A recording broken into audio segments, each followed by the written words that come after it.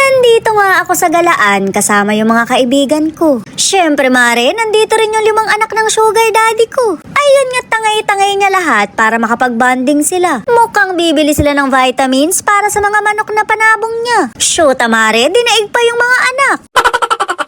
Inaya nga ako ng sugar daddy ko na maggala ngayong araw. Mag-iinerte pa ba ako? Pinapasama yung mga kaibigan ko. Medyo nakakapagtaka lang dahil first time niya kaming inaya na magkakasama. Puro siguro kami inuman, maiba naman yung bonding namin. Pinagpapahinga muna yung mga atay namin at baka tumagos na kami sa dingding. Shoot mare, maiiwas nga kami sa hilo ng alak, pero dito naman kami dinala. Mukhang dito naman kami mahihilo dahil sasakay kami ng rides. Abay, kahit sakal-sakalin mo ko, hindi na ako uulit dyan. Nadala na ako nung nakaraan, kaya lubay-lubayan. Natawag ko na lahat ng santo dyan, maski nga yung 4 na sangre sa Encantadia. Baka matawag ko na rin yung mga ninuno ko kapag inulit ko pa.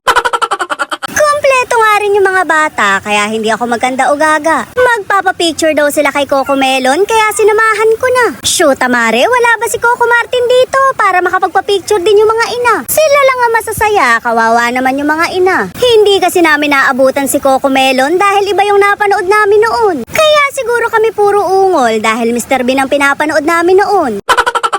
Sinakay nga namin sila sa roller coaster dahil matatapang sila. Kanino pa ba naman magmamana? Di sa mga lasinggerang ina. Syempre charis lang mare dahil masyado pa silang kaperanggot. Pang dinilang muna sila sa carousel para sweet-sweet lang ang ikot. Wala akong ipampapalit dahil mahirap magbuntis. Hindi naman yung pagle-labor ang iniinda ko, kundi yung 9 na buwan na bawal uminom. Mare, hindi na gin ang titimplahin ko, kundi gatas na. Masayang-masaya nga yung mga bata habang nasa gigilid yung mga ina. Mabuti na nga lang at aakayin daw sila ng ama. Yung sugar daddy ko muna ang tatay yung ama nila para makapagsaya naman yung mga lasinggerang ina nila. Kakaibang banding tumare, hindi na inuman. Magpapahinga na muna kami at baka tumagos na kami sa pintuan. Ay, dito ba? Gitna ako.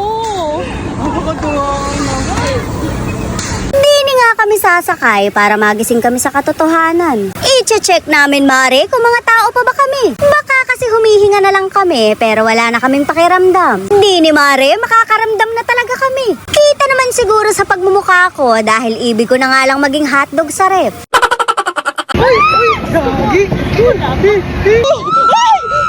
Diyos ko! Ano ba nangyari, Bes?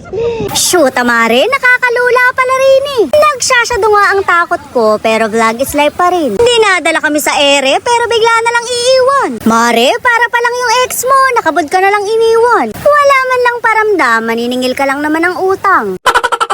Nakababa na nga kami at napatunayan kung tao kami. Ayoko na ng banding na to, mag-inuman na lang ulit tayo.